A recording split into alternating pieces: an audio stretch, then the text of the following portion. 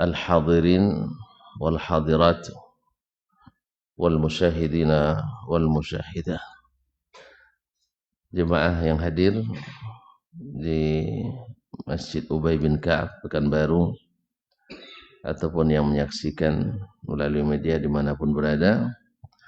Alhamdulillah, Allah subhanahu wa ta'ala izinkan kita kembali menyambung kaji di majelis ini.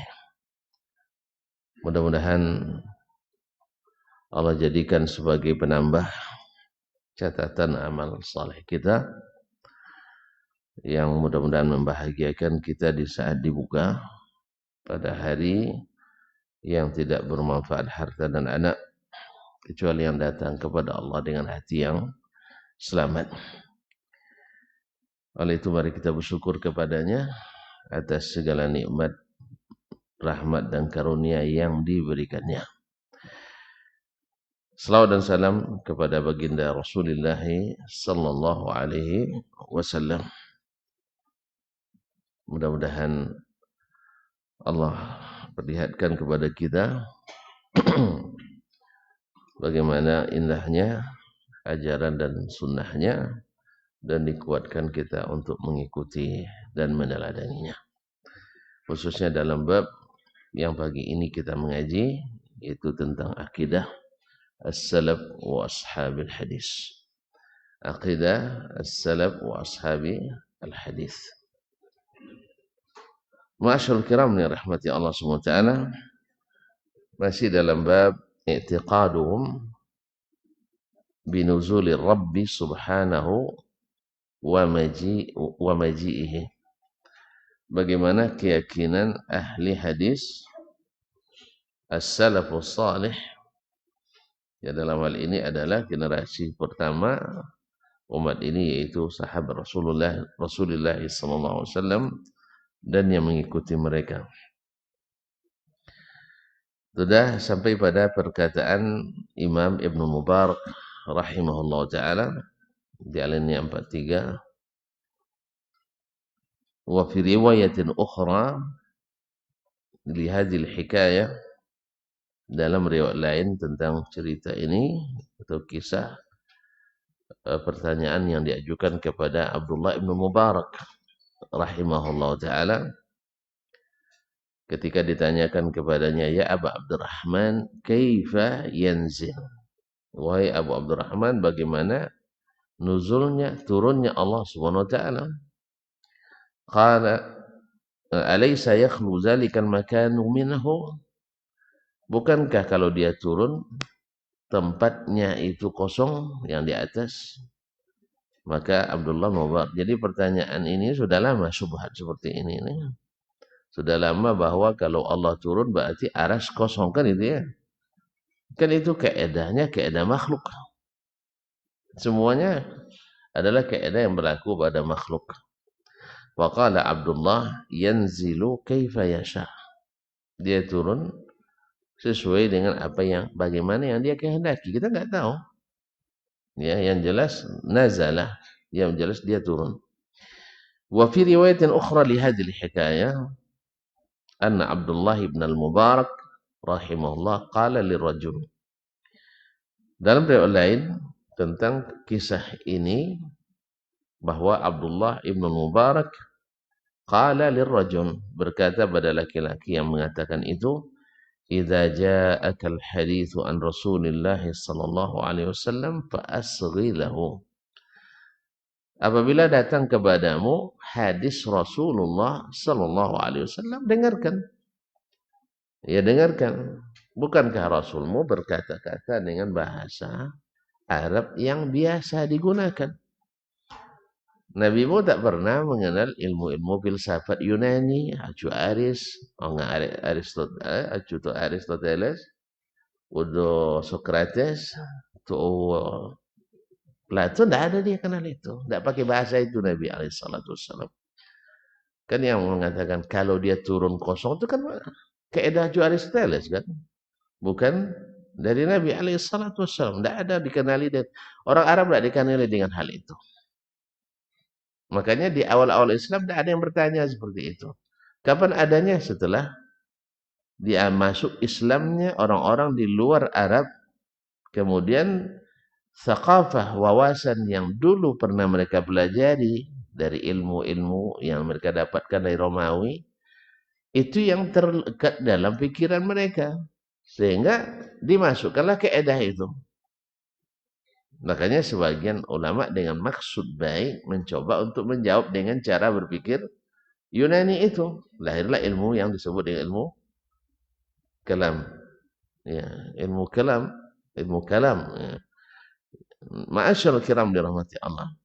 Ya Abdullah Mubarak mengatakan kalau Rasul yang bercakap, diam aja kamu. Paham? Paham? Dengarkan, yakini. Nah, lalu kalau begitu nanti begini-begini, itu tidak usah kau bayangkan. Itu hanya kau mengkiaskannya ke makhluk semuanya. Sebenarnya ada bandingannya. Laisa kamitslihi syai'un. Ketika antum mengatakan bayangkan kosong, karena antum bayangkan raja turun dari singgasana. Bukankah begitu? Tidak ada yang melihat Allah Subhanahu wa taala. Maka segala sesuatu yang terbayang pada makhluk tak boleh dibayangkan pada Al-Khaliq. Nah, disinilah simpangnya, ya, persimpangan jalan yang membuat antara as-salaf dengan al-khalaf itu terpisah. As-salaf bila Allah bercakap, bila Nabi SAW bersabda, maka mereka mendengarkan dan mematuhinya. Sedangkan al-khalaf tidak. Mereka dengar sih dengar, hurufnya diterima, tapi maknanya tunggu dulu karena nggak sesuai dengan pemikiran saya. Itu masalahnya. Sebab dia berpikir, kan itu selalu dibilang. Dia dibilang, andainya orang salaf itu berpikir, kan itu ya. Berarti orang salaf tidak berpikir. Dikit aja menggunakan otaknya katanya, paham dia. Ya, dia anggap tidak menggunakan akal. Jadi maksudnya tidak menggunakan akal untuk menyimpang. Tidak mungkinlah. Nabi SAW adalah orang yang paling cerdas dari seluruh makhluk. Sahabat-sahabat Nabi adalah orang-orang yang super cerdas. Tidak mungkin mereka tidak berakal. Tapi mereka tidak menggunakan seperti yang digunakan oleh keedah-keedah yang dipakai untuk makhluk tersebut. Kalau sudah pakai keedah makhluk, semua sifat tak akan bisa diterima. Ya kan?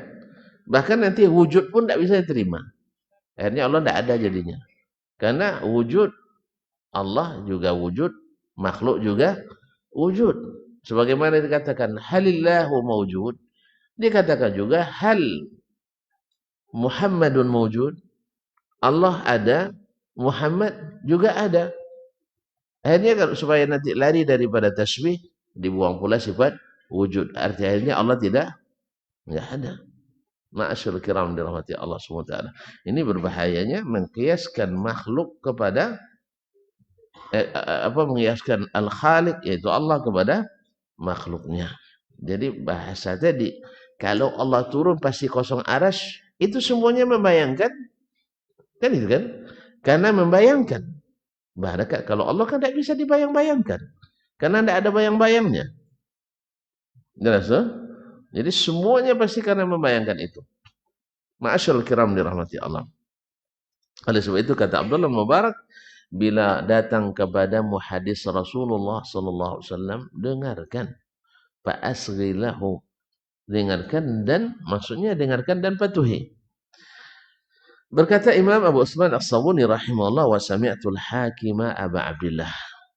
Saya mendengar Al-Hakim Abu Abdullah. Ini rahimahullah yaqul, berkata. Hakim terkenal ya, penulis kitab Al-Mustadrak ala Sahihaini. Salah satu kitab yang disebut dengan kitab sahih juga.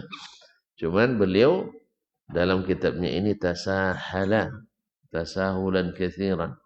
Beliau bermudah-mudah, tidak seperti Imam Al-Bukhari dan Muslim. Oleh sebab itu Al-Hakim membaca kitabnya tidak seperti kita membaca kitab Sahih Bukhari dan Sahih Muslim. Harus diteliti ulang kembali. Ya, karena apa? Karena tidak sedikit hadis yang dhaif disahihkannya juga. Bahkan ada sebagian ziyadatnya yang mungkar, bahkan palsu, disahihkannya juga. Karena tasahul tadi syaratnya terlalu mudah sehingga banyak yang lolos tanpa diperiksa. Allah musta'an. Tetapi tetap keimamannya Imam Al-Hakim tidak turun gara-gara itu. Tetap menjadi imam kaum muslimin. Karena bagi kita Ahlus Sunnah tidak ada yang tidak bersalah kecuali Rasulullah sallallahu alaihi wasallam, dan kesalahan tidak membuat pelakunya jatuh. Karena ini kaidah kita. Salahnya ulama tidak menjatuhkannya di mata kita. Tetapi seperti kata Al-Mala ibn Yahya Tujibi, murid Imam Syafi'i rahimahullah, Asy-Syafi'i habibun ilaina walakinnal haqqa ahabbu ilaina. Syafi'i rahimahullah sangat kami cintai, tetapi al-haq lebih kami cintai. Artinya kalau disuruh memilih antara cinta Syafi'i dengan cinta kebenaran, katanya kami memilih cinta kebenaran. Tetapi tidak menjatuhkan Syafi'i di mata kami. Nak salah 20 pun salah, tidak masalah. Sebab apa? Disitulah kesempurnaannya ulama itu. Kalau mereka ada salahnya. Jelas kan? Ada ulama tidak salah? Tidak kan? Alhamdulillah. Tapi sebagian kita tidak. Kalau salah sedikit ulama, berarti Anda tidak menghargainya. Makanya dia tidak siap disalahkan. Apa sebab? Sebab kalau menyalahkan berarti menghina. Sudah itu menyalahkan orang juga. Kaum muslimin dan muslimat. Tidak, menyalahkan tidak merendahkan. Idza sami'tu al-Hakim Abu Abdullah yaqul, saya mendengar Al-Hakim Abu Abdullah rahimahullah berkata, sami'tu Abu Zakaria Yahya ibn Muhammad Al-Ambari, saya mendengar Abu Zakaria Yahya bin Muhammad Al-Ambari yaqul, berkata, sami'tu Ibrahim ibn Abi Talib, saya mendengar Ibrahim ibn Abi Talib Al-Makki yaqul, sami'tu Ahmad bin Sa'id ibn Ibrahim ibn Abdullah Ar-Ribati yaqul, saya mendengar Ahmad bin Sa'id ibn Ibrahim ibn Abdullah Ar-Ribati yaqul, berkata, hadartu majlis al-Amir Abdullah ibn Tahir zata yaumin, saya hadir di majlis Abdullah ibn Tahir. Abdullah bin Tahir adalah salah seorang gubernur di masa Bani Abbas. Zata yaumin, pada suatu hari. Wa hadara Ishaq ibn Ibrahim, yakni Ibn Rahuyah. Hadir di masa itu Ishaq bin Ibrahim ibn Rahuyah. Ini adalah ulama fikih, ulama hadis besar yang disanjung oleh Imam Ahmad bin Hanbal. Dia berkata, ma'abara ilaina Baghdad nahra Khurasan afqahu min Ishaq. Tidak ada pernah menyeberang ke Baghdad ini dari sungai Khurasan yang lebih faqih daripada Ishaq ibn Rahuyah. Padahal Khurasan itu adalah sarangnya para fuqaha. Sarangnya para fuqaha. Nah, Imam Ahmad mengatakan tidak ada yang nyebrang dari Khurasan ke Baghdad ini yang lebih faqih daripada Ishaq. Bayangkan itu. Di situ sarangnya. Ibaratnya kalau di sana misalnya itu ikan, semua ikan banyak. Nah, tak ada ikan yang terbaik kecuali yang ini. Coba yang tuh. Apa ikan yang terbaik? Hah? Silai? Belum. Silai belum lagi. Hah? Salmon. Dah pernah coba? Iya ya, sedap kan? Dimakan mentah pun sedap itu. Masya Allah. Lumayan, tidak terlalu mahal lah. Ya, satu iris berapa ya? Alhamdulillah. Ya. Saya pernah dikasih jatah makan oleh orang sehari, sekali makan $100. Dia jatah makan sekali makannya $100 untuk satu orang. Ya terpaksa makan banyak ya.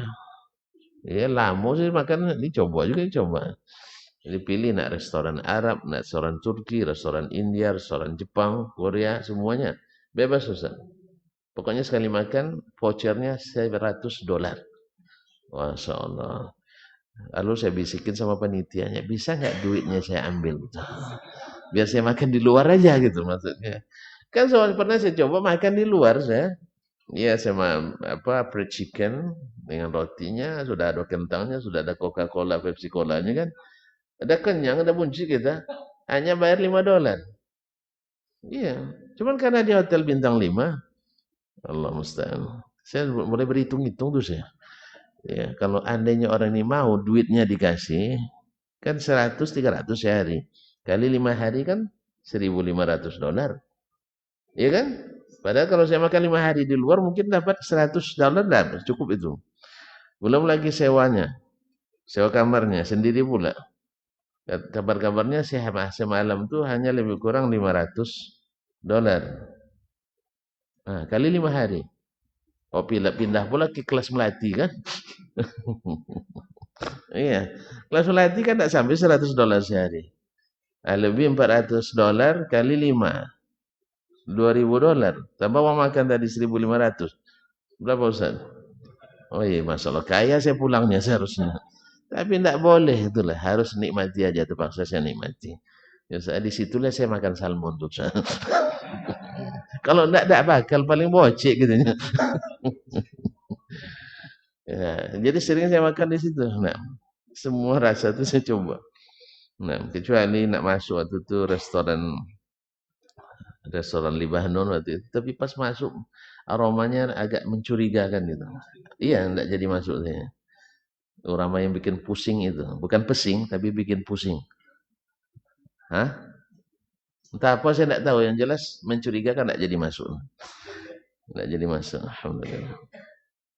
Baik, kaum muslimin dan muslimat. Balik sini, Ishaq bin Rahuya.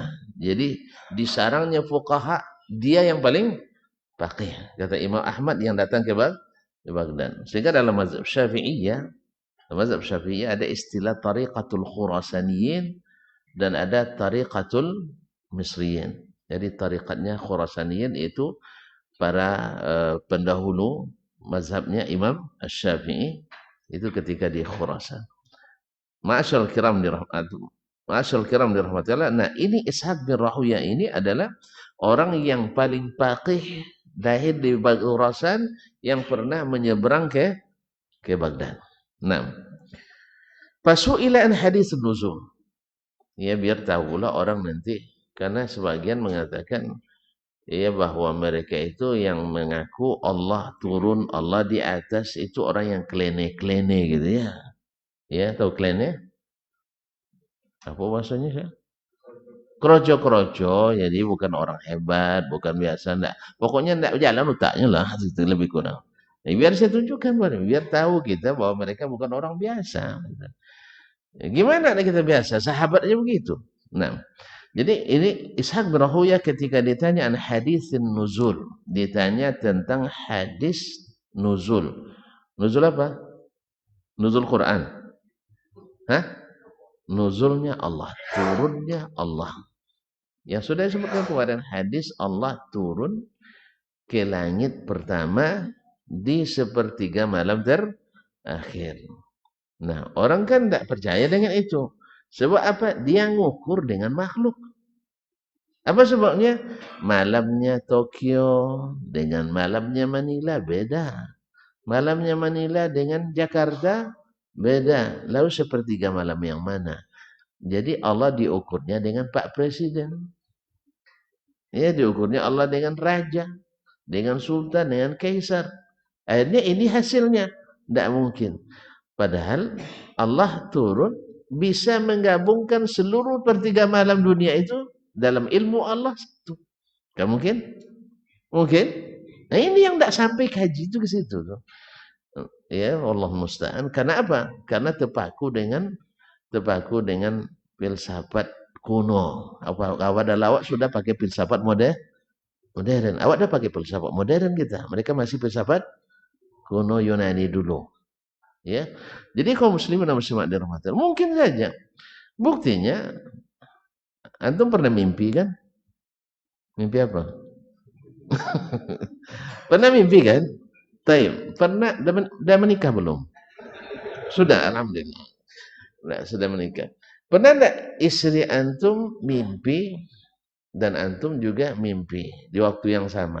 Mimpinya beda. Antum tidak komunikasi sama istri. Nah, gimana lagi? Kalau saya pernah gitu ya. Saya mimpi lain, dia mimpi lain. Dan mimpi itu, ma'asyarul kiram, ya persis seperti terjadi gitu. Antum misalnya mimpi ke Jakarta, nampak Monas, mantap Taman Mini kan, Jalan Tamrin, Jalan Sudirman, Kuningan dan sebagainya. Ya kan? Ketika istri antum mimpi ke Mekah, dia pasti akan melihat taub di Ka'bah, sa'i antara Safa dan Marwah, ya kan? Sampai Albek pun beli Albek pun tahu dia, pas persis tempatnya, emang ya. Albek itu. Jadi sama. Nah, kok bisa di tempat tidur yang hanya 180 kali hafal rupanya. Memang ini yang tidak bisa dilupakan itu. Iya, hanya 180 kali 200 cm itu bisa antum melanglang buana saya ke Jakarta, istri saya ke Makkah. Nah, itulah sebabnya. Mungkin saya pas mau tidur mikir Jakarta. Dia mau tidur mikir mikir Makkah. Maka akhirnya kami mimpi beda. Ya karena lain pikirannya, akhirnya tidur adu punggung. Satu mengarah ke kiblat, satu mengarah ke nah. Ma'asyiral kiram dirahmati Allah. Nah, mungkin terjadi, mungkin. Nah, kenapa di ilmu Allah tak mungkin alam? Kan alamnya sudah bukan di luar alam. Antum yang bilang Allah itu tidak di dalam alam dan tidak di luar alam. Artinya tidak dihukum dengan ruang, waktu dan tempat. Alhamdulillah. Kenapa dihukum dia dengan ruang, waktu dan tempat? Dia turun. Turun kan? Taib. Lalu kita ukur dia dengan ruang, waktu dan tempat kita. Tokyo tempat kita atau tempat Allah? Saya ulang kembali. Tokyo, ini ruang tempat siapa ini? Makhluk atau Khalik? Makhluk. Jakarta? Makhluk. Washington? Makhluk. Rio de Janeiro? Di mana tuh, Ustaz? Enggak tahu ya? Hah? Nah, taib.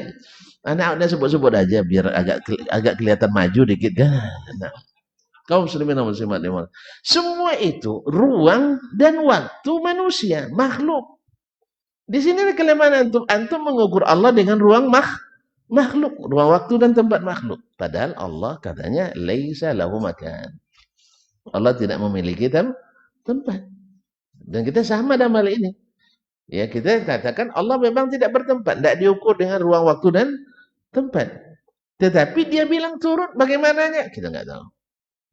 Jelas?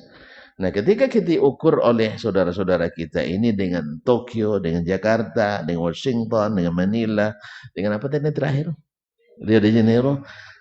Ya. Nah, atau Buenos Aires. Di mana, Sob? Brazil, taib. Argentina, Masya Allah. Dah mulai lupa nih. Baik, kaum muslimin. Ini kan semua ruang waktu dan tempat makhluk.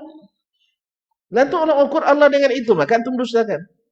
Mohon maaf ya, antum dustakan makna ini, makna hakikinya.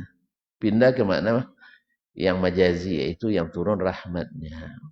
Taib, memangnya hanya sepertiga malam aja turun rahmat Allah? Hah? Rahmat Allah turun sepanjang masa. Pagi, siang, sore, malam, turun semuanya. Apa istimewanya hadis ini? Berarti Nabi sia-sia aja bilang.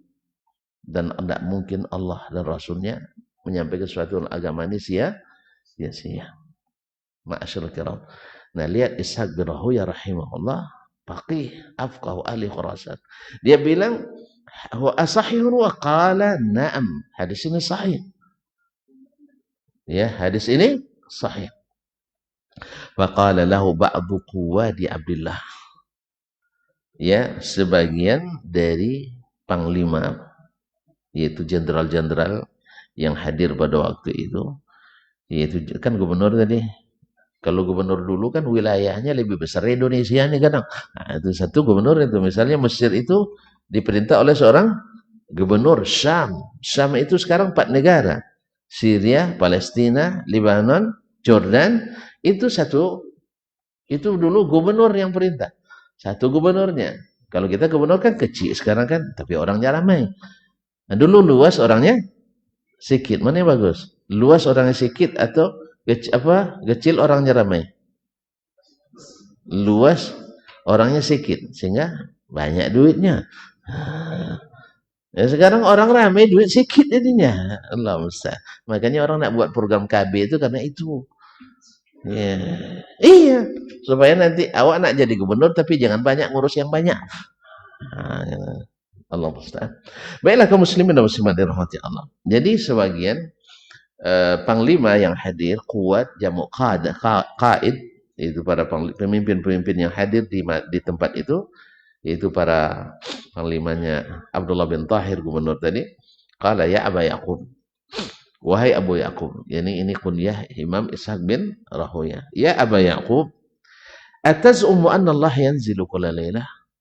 Kamu mengklaim bahwa Allah turun ke langit pertama setiap malam? Dikiranya ini klaim daripada Ishaq bin, dia sudah bilang hadis tadi kan, tapi belum juga percaya orang tuh. Nah, sebab di Bani Abbasiyah, tuan-tuan kan tahu sendiri, Mu'tazilah sangat dekat dengan pemerintah, dengan khalifah waktu itu.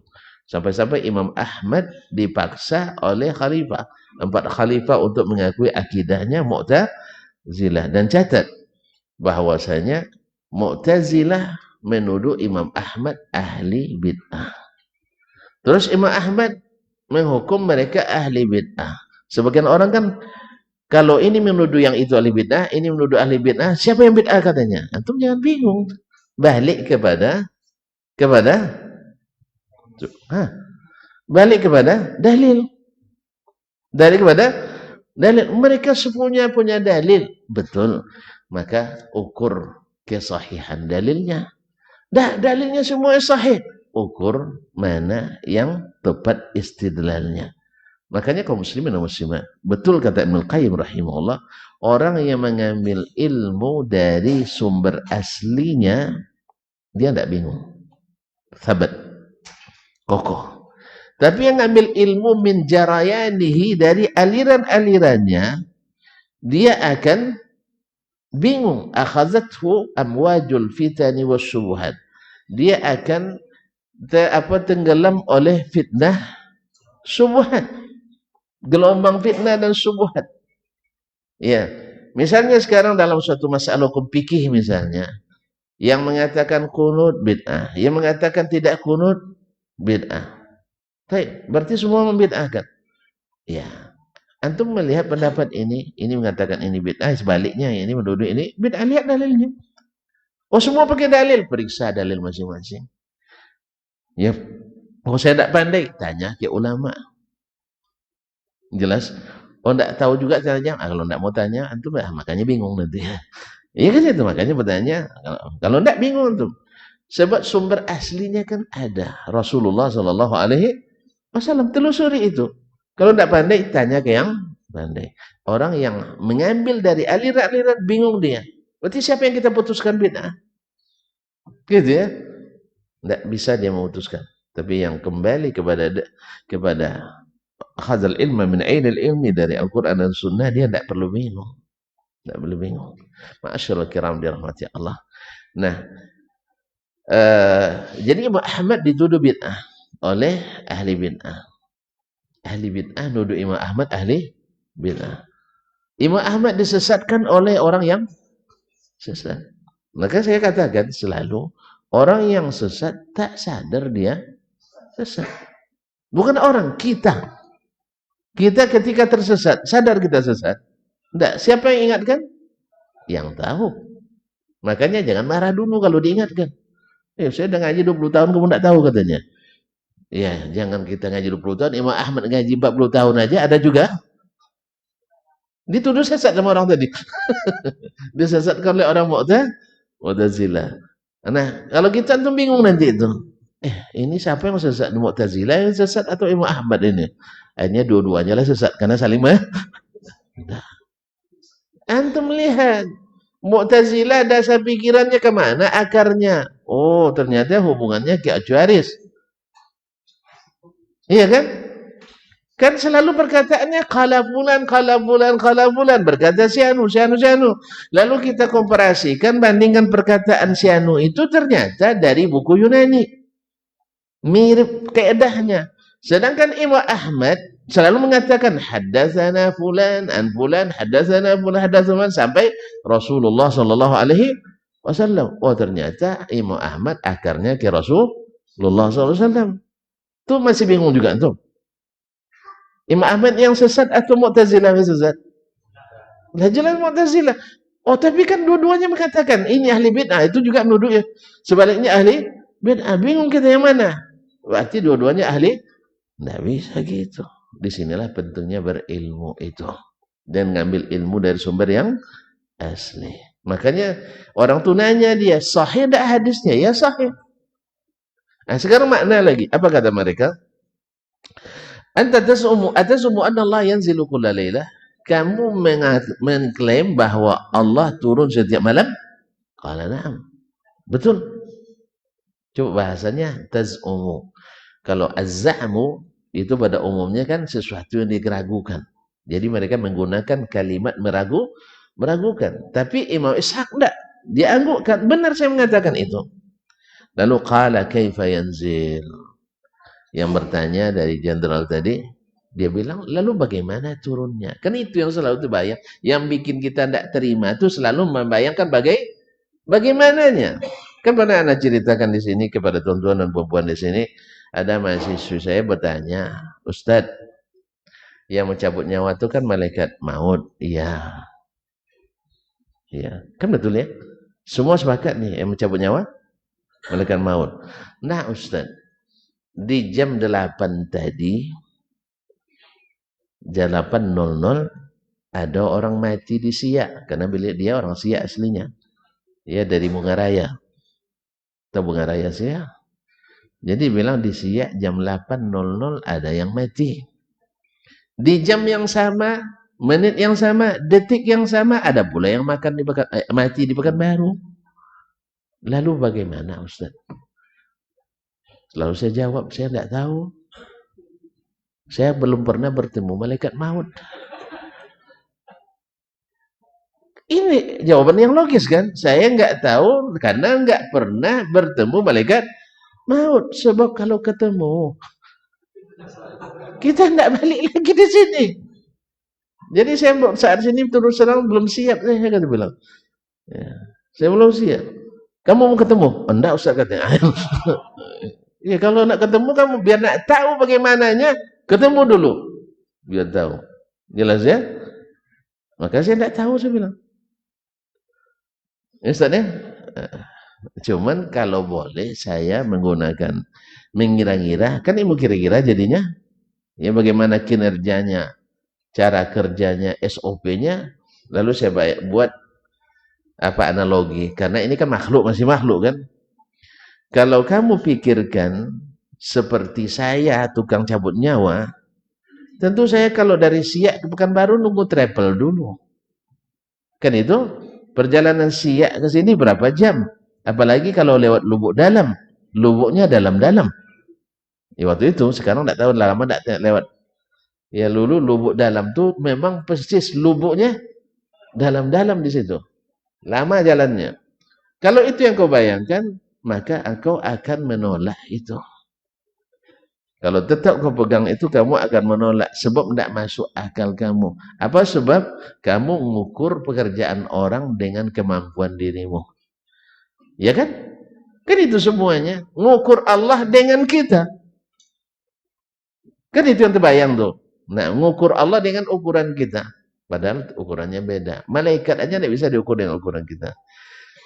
Lalu saya katakan, yang saya tahu, saya pernah membaca atau sering membaca di dalam sirah Nabi, malaikat Jibril pernah terlihat oleh Nabi dalam bentuknya yang asli. Bersayap, 600 sayap. 600 sayap. Gimana kencangnya mana? Pesawat aja 2 sayapnya. Ya sudah kecepatan cahaya. Kecepatan cahaya berapa tuh di? Berapa kilometer per jam kecepatan cahaya ini? 800? Apa? Enggak. Lebih lah. Saya naik Jambo waktu itu, naik Emirat itu 1000 kilometer per jam. Iya. Berarti lebih dari kecepatan cahaya ya. Oke lah. 1000 kilometer per jam. Nah, baru 2 sayapnya. Jibril 600 sayapnya. Kali aja 600. Makanya langit baginya dekat. Makanya tuan-tuan kalau mengatakan canggih pesawat ulang-alik, belum. Kecil itu. Makanya kita harus lebih kagum pada Jibril daripada Gabriel. Iya, Jibril juga bahasa orang itu Gabriel. Jadi kaum muslimin dan muslimat dirahmati Allah SWT.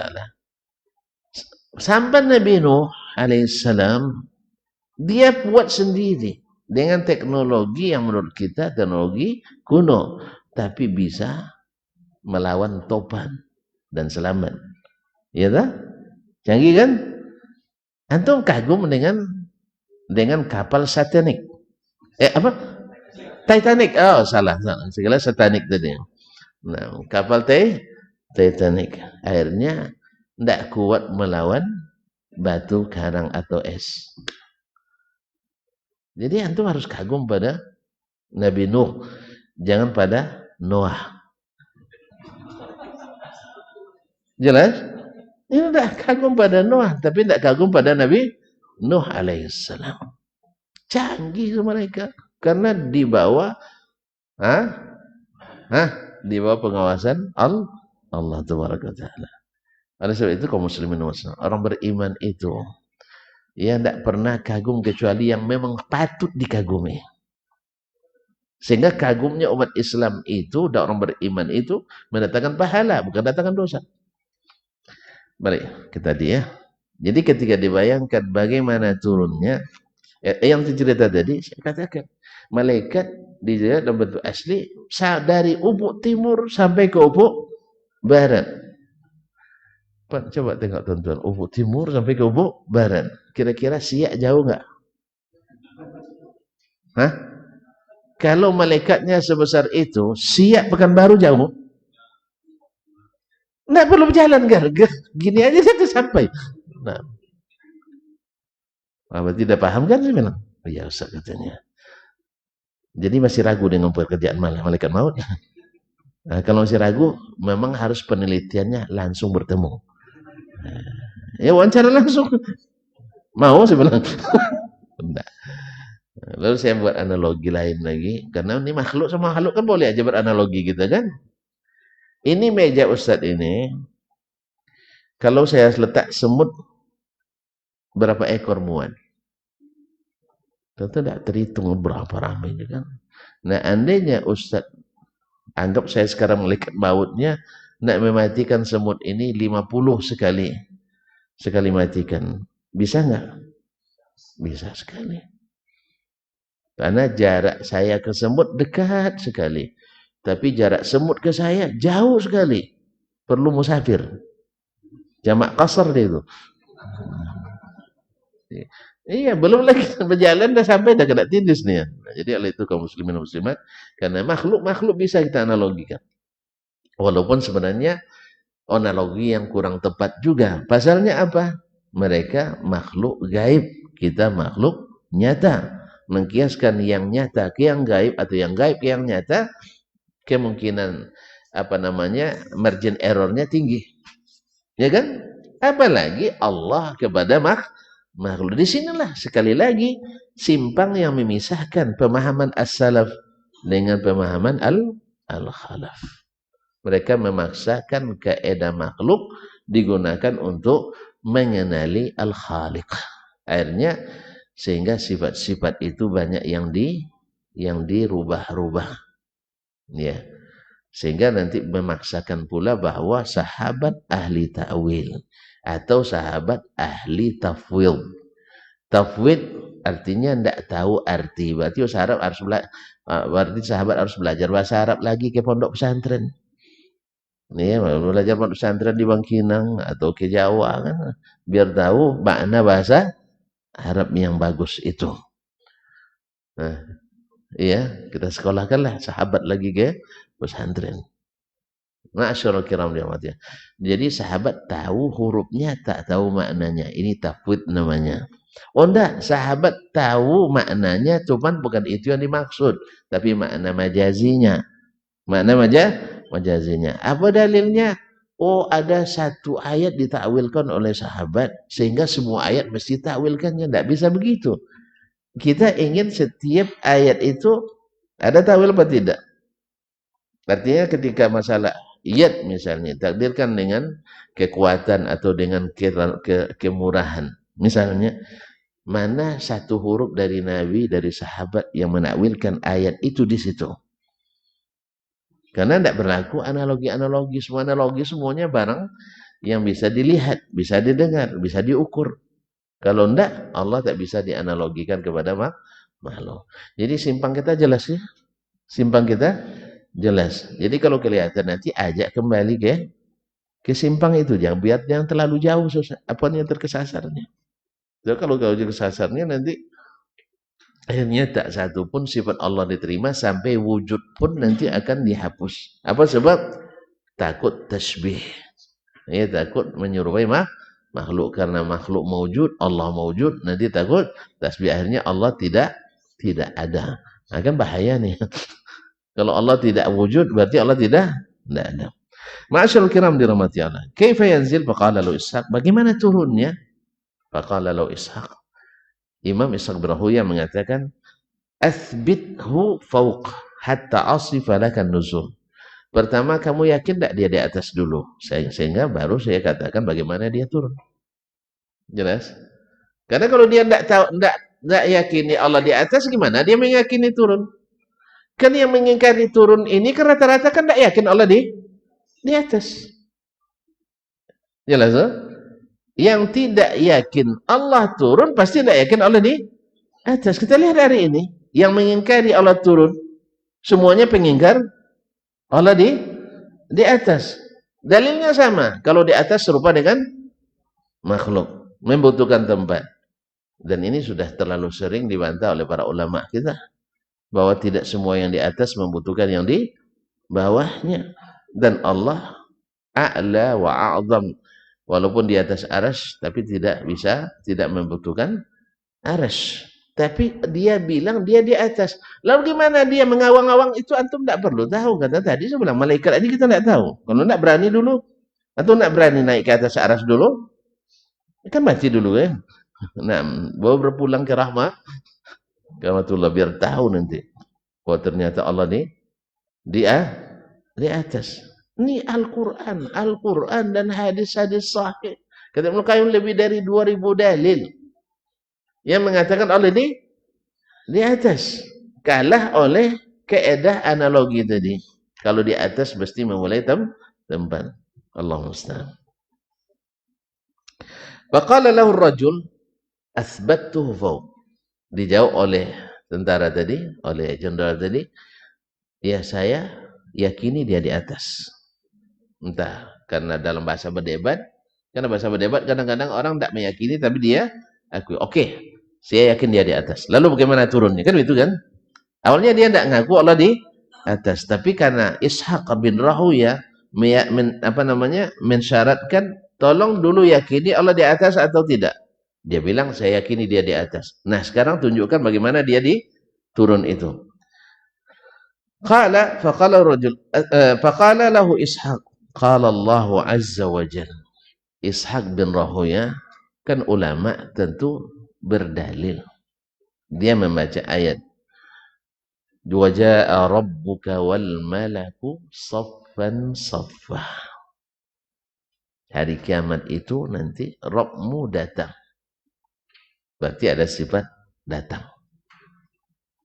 Ya, sebagian kita tidak boleh, jangan diterjemahkan pokoknya jaa sajalah, tidak ada maknanya. Itu tafwid. Atau boleh jaa dengan makna datang, tapi syarat maknanya bukan Allah, tapi rahmatnya. Pada hari kiamat nanti bukan rahmat aja datang, azabnya juga datang kan? Jelas ya? Dan kemudian menghilangkan makna wal malaku saffan saffa. Allah datang, malaikat bersaf-saf. Bersaf-saf ngapain?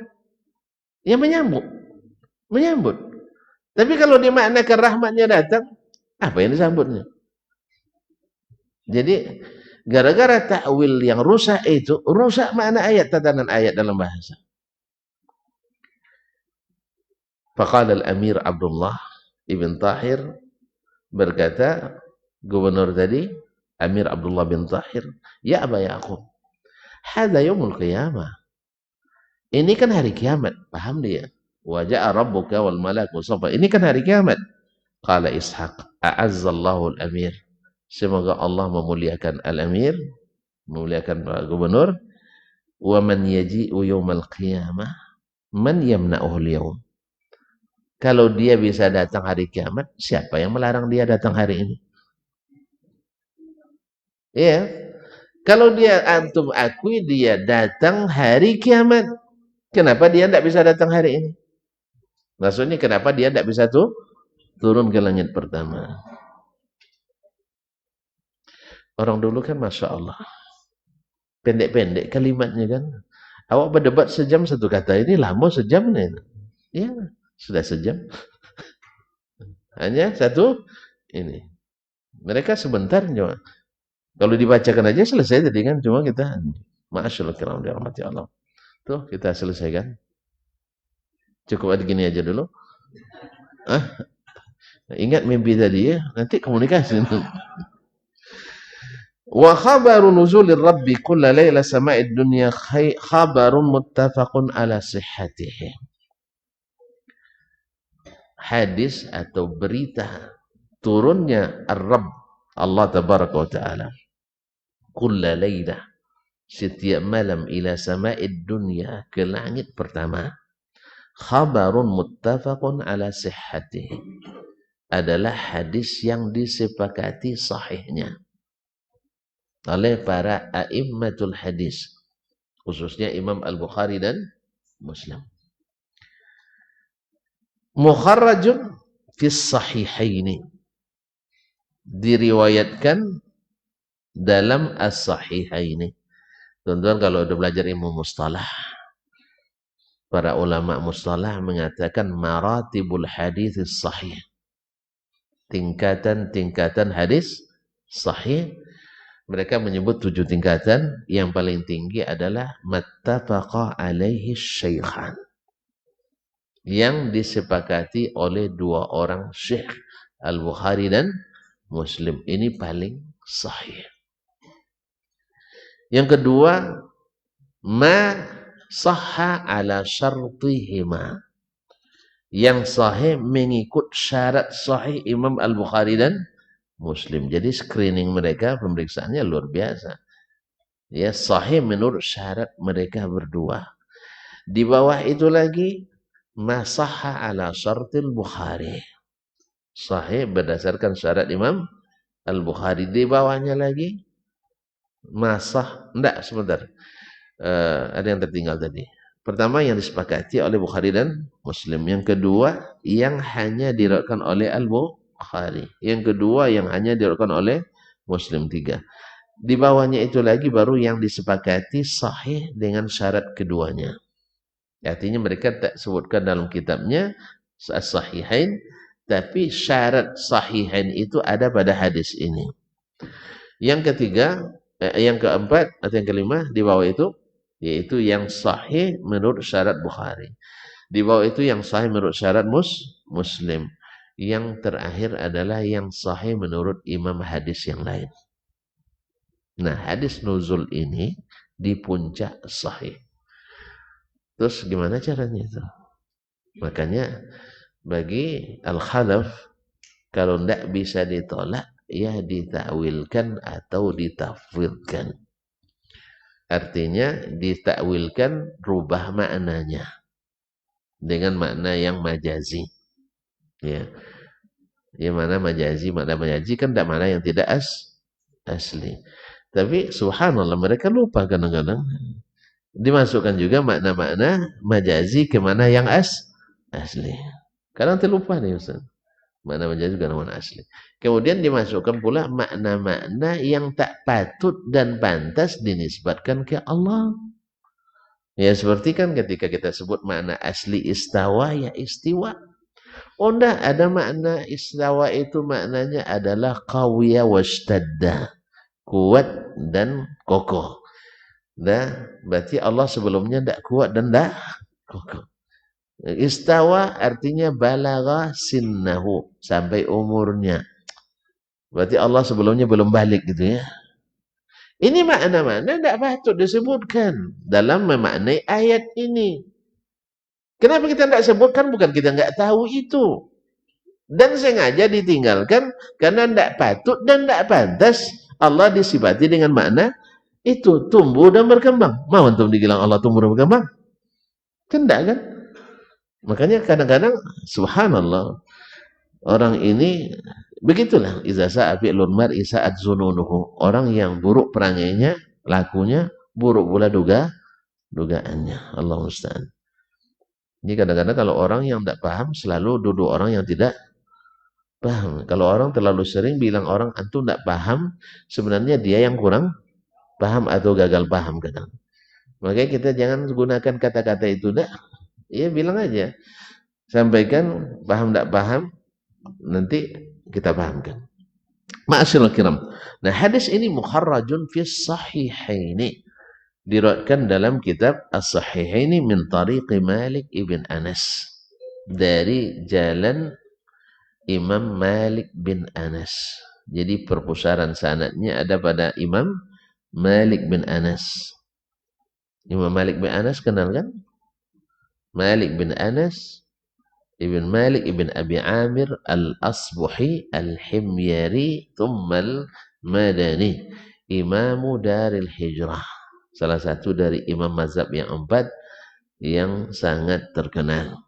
Nah, Az-Zuhri, dari Az-Zuhri, dari Imam Az-Zuhri. Imam Az-Zuhri antum tahu sendiri, salah satu dari 6 tabi'in yang menjadi perpusaran sanad hadis. Di masa tabi'in itu ada 6 ulama hadis yang mayoritas sanad melalui mereka. Ya, artinya semua yang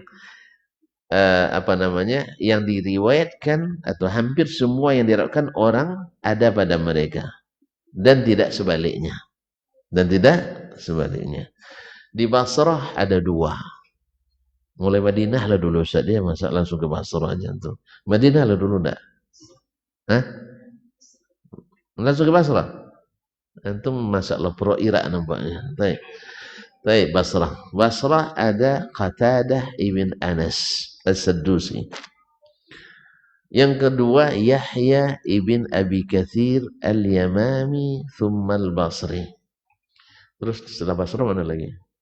Ada 2 tuh. Balik ke Makkah. Nak langsung ke Kufah. Masya Allah, ke Kufah dulu. Kufah ada Sulaiman bin Mahran Al-Kahili Abu Muhammad Al-Kufi yang dikenal dengan Al-A'mash. Yang kedua Abu Ishaq As-Sabi'i. Abu Ishaq As-Sabi'i, Amr bin Abdullah As-Sabi'i, dikenal dengan Abu Ishaq As-Sabi'i. Baliklah ke Mekah dulu ya. Mekah adalah Amr ibn Dinar. Amr ibn Dinar Al-Makki. Dan yang paling besar di antara mereka adalah yang di Madinah juga. Ini ada rasis juga kira-kira ya. Ta'assub ke Madinah nampaknya. Mentang-mentang tamat Madinah. Ya apa boleh buat. Keutamaan Madinah itu memang sempurna. Ya setelah Makkah. Dan bahkan ada istimewanya Madinah yang tidak dimiliki oleh Makkah. Kalau sudah disebut keutamaan, utama lebih Makkah. Tapi terjaganya Madinah lebih terjaga, lebih steril. Tidak apa-apa Ustaz ya. Saya sebutkan lah ya. Yaitu Imam Az-Zuhri rahimahullah ta'ala. Imam Az-Zuhri. Sepakat enggak bahwa Imam Az-Zuhri lebih hebat dari Qatadah? Sepakat kan? Lebih hebat dari Amr bin Dinar? Sepakat. Lebih hebat dari Al-A'mash? Berarti Madinah. Karena memang pertama kehebatan yang Allah berikan pada beliau, yang kedua memang posisinya di ibu kota Islam, di hulunya Islam. Makanya hulu biasanya lebih, bukan tinggi, lebih jernih. Kan lebih jernih hulu. Atau lihat Sungai Kampar sekarang. Keruh kan? Kalau pergi ke hulu, lebih keruh lagi. Insya Allah di hulu biasanya jernih, apalagi di mata airnya langsung. Ya. Jadi hulu biasanya lebih jernih. Nah, Az-Zuhri rahimahullah tinggalnya di hulu. Nah, tinggalnya di Hulu. Dan beliau adalah muhaddisul Islam yang terbesar. Nah, hadis ini datang dari jalan Az-Zuhri. Anil Aghar wa Abi Salamah, dari Al-Aghar dan Abu Salamah ibn Abdurrahman ibn Auf. Abu Salamah bin Abdurrahman ibn Auf adalah salah satu dari 7 fuqaha Madinah di masa tabi'in. Di Madinah itu penuh dengan para ahli fikih. Yang paling terkenalnya ada 7. Salah satu dari yang 7 adalah Abu Salamah ibn Abdurrahman ibn Auf. Oh, ternyata anak konglomerat bisa jadi ulama. Nah, ini kan kita mentang-mentang kaya, anak mesti jadi ulama. Tidak ada masalah itu. Ya, Imam Yahya bin Ma'in itu ditinggalkan oleh orang tuanya kekayaan hanya lebih kurang 350.000 dinar. Kalau dikonversikan dengan rupiah berapa tuh? Sekitar 700 miliar. Habis semuanya untuk menuntut ilmu. Kaya-kaya orang tuh dulu. Habis untuk ilmu. Awak sekarang ya seriau cari 600 miliar payah kan itu. Oh, ini seorang menghabiskan untuk ilmu 700 miliar. Jadi kan antum bilang mahal uang sekolah di pondok sekarang, uang masuk 25 juta dan sebagainya. Orang kaya ngomong gitu, berarti tidak sadar nilai ilmu. Tapi kalau orang miskin, iyalah macam kita. Kalau saya sempat dana 25 juta masukkan anak, saya mikir dulu. Biarlah rumah belajar nak, sama ayah aja lah. Mahal tuh katanya. Iya sebabnya saya kan, kecuali pendapatan saya sehari 25 juta, murah-murah itu. Yang saya maksud adalah orang yang pendapatannya 50 juta sehari, tapi dibilangnya mahal. Itu yang maksud saya. Ya, ini perlu mengaji kepada Yahya bin Ma'in, Rabi'atul Ra'i. Mereka menghabiskan miliaran untuk menduduk, untuk menjadikan anaknya sebagai ulama. Ini juga motivasi bagi kita. Kalau tidak punya anak, uang-uang miliaran itu infakkan ke sekolah-sekolah agama di atas as-sunnah an-nabawiyah. Insya Allah investasi paling beruntung. Kalau tidak mau semuanya 2/3 jadilah. Ya kalau 2/3 dari 200 miliar, kan masih banyak tinggal Ustaz. Antum punya 210 miliar. Antum tinggalkan 70 miliar. Cukup tidak antum makan? Setahun habis tuh makan tuh 1 miliar. Antum tahu antum dari sekarang nak hidup 70 tahun lagi. 1 miliar cukup tidak setahun? Hah? Apa? Salmon pun akan cukup tuh saya. 1 miliar setahun. Berarti belanja sebulannya lebih kurang 90 juta. Antum nak makan salmon seekor sehari bisa tuh. Insya Allah. Tapi bosan antum makan salmon tiap hari, tidak bisa. Anda coba tiap hari tidak bisa. Tapi kalau kerupuk setiap hari bisa. Kita kan lahir dari dunia kerupuk, bukan dunia salmon. Kalau kerupuk, insya Allah tiap hari mau. Sehingga keluar iklannya, apapun makanannya, kerupuk kawannya. Nah, dengan semua jenis. Kalau salmon itu tidak kuat makan salmon tiap hari, ya kan? Nah, oleh itu ikhwani kaum muslimin musliman, kalau sudah 200 miliar, ya infakkan 2/3. Kalau 2/3 dari 200 miliar, Masya Allah, akan menjadi sebuah lembaga pendidikan yang diharapkan menghasilkan luar biasa. Antum tinggal ongkang-ongkang kaki menikmati pahala. Ya kan? Oh susah cari duit dulu. Lebih susah mencetak ulama tuan-tuan daripada cari duit. Mohon maaf. Orang cari duit tak perlu sekolah tinggi. Tidak sekolah pun bisa duit kaya. Tapi kalau buat ulama, sekolahnya tidak bisa cetak ulama. Kadang. Dia sendiri aja kadang tidak jadi ulama. Kadang. Jadi lebih susah. Makanya kalau antum bilang, oh susah saya ngumpul duit. Salah sendiri, kenapa jadi ngumpul duit? Iya. Coba antum cari ulama dulu. Jangan cari ilmu. Tidak kaya juga, itu masalahnya. Oleh sebab itu, maka sekarang ada kesempatan emas bagi kita, gunakan untuk itu. Ustaz ceritanya, Ustaz kapan impaknya? Kan payah juga kan? Nah kalau gitu, ajarkan saya jadi orang kaya, biar tahu antum nanti. Kalau saya sudah punya 200, saya janji 2/3 saya infakkan nanti. Nah, ada yang ngajar saya jadi orang kaya, silakan. Nah, iya mana tahu kan? Saya ingin sekali, dan pernah mencoba, dan 4 kali saya coba jadi orang kaya, come kaya aja terus. Come kaya enggak pernah jadi. Tahu come? Hampir-hampir gitu. Hampir-hampir nyaris kaya, akhirnya enggak jadi. Nah, kalau boleh saya masih siap belajar untuk jadi orang kaya. Insya Allah kalau sudah 210 juta, saya siap infakkan insya Allah 140, bukan juta, miliar tadi saya. Juta belum. Juta belum saya. Kalau juta kan 210 juta, hampir tinggal 70 juta, tidak cukup setahun kan? Ya, enggak, maksud saya tadi yang 70 miliar itu cukup untuk sampai mati insya Allah. Nah, kalau hanya untuk makan, Tapi kalau untuk nak kawin cerai mah tidak cukup memang. Kawin cerai tidak cukup. Nah. Baik kaum muslimin wa muslimat dirahmati Allah, dari Abu Salamah, ini Abu Salamah anak orang kaya Abdurrahman ibn Auf, yang sahabat yang dijamin masuk surga. An Abi Hurairah, dari Abu Hurairah. Ini nama-nama mentereng semua. Tidak satu pun mereka yang menolak hadis ini. Dan semuanya meyakini hadis ini. Tanpa ada yang bertanya bagaimana untuk meragukan. Oleh sebab itu ikuti mereka. Ada Imam Malik, kalau nak bermazhab antum, mazhab Maliki.